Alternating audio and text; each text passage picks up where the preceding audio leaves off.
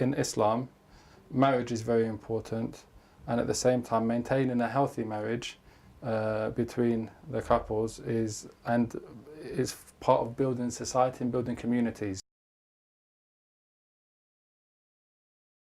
3 ways a divorce can happen.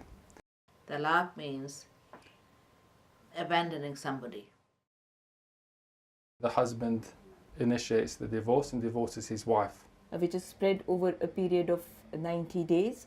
There is an option for reconciliation between the husband and wife, but after the expiry of the 90-day period, the divorce becomes irrevocable.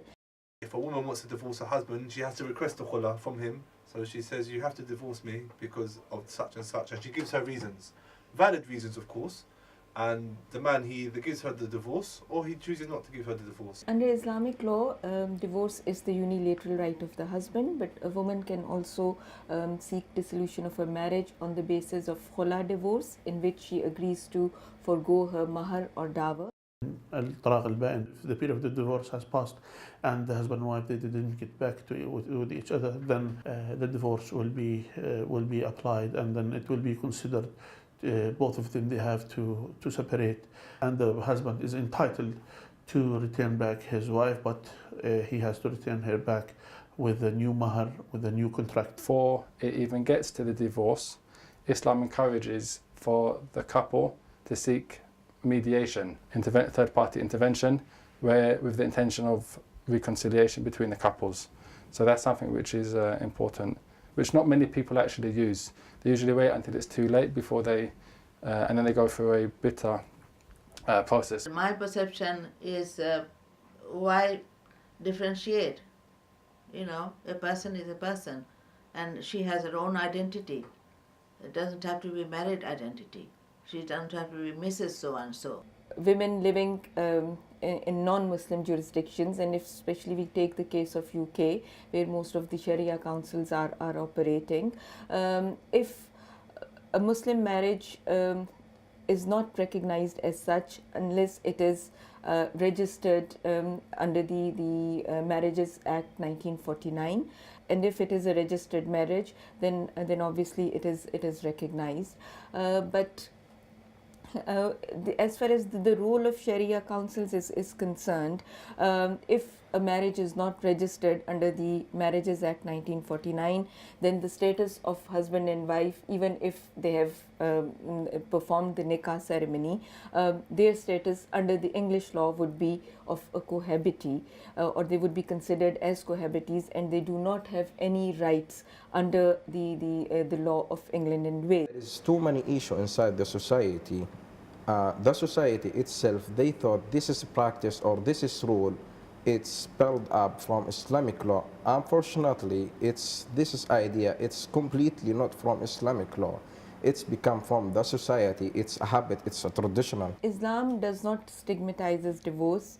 However, it is considered to be an option to be taken as a last resort if all options for reconciliation fail. It's a taboo because a woman is supposed to be with her husband.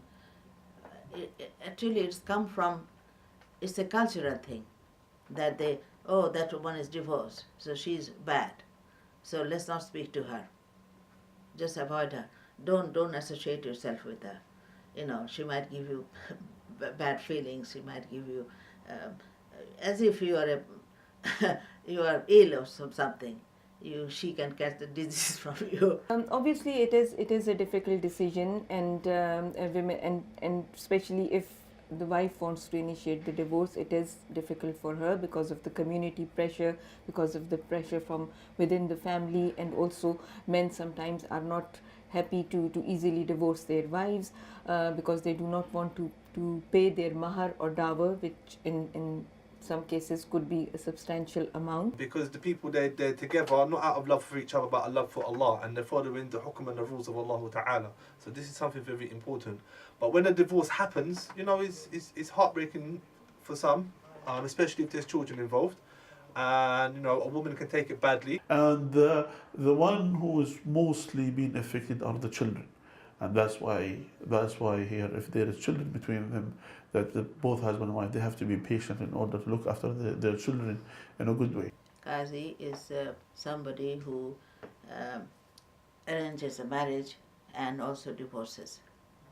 I'm not personally in favor of seeking a divorce from the Sharia code, because that divorce will not have legal standing until a divorce under the English law is obtained.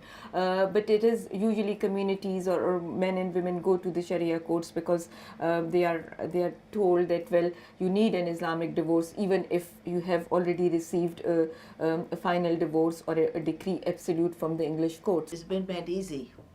It's been made easy for women and men to divorce, and that is causing a problem actually.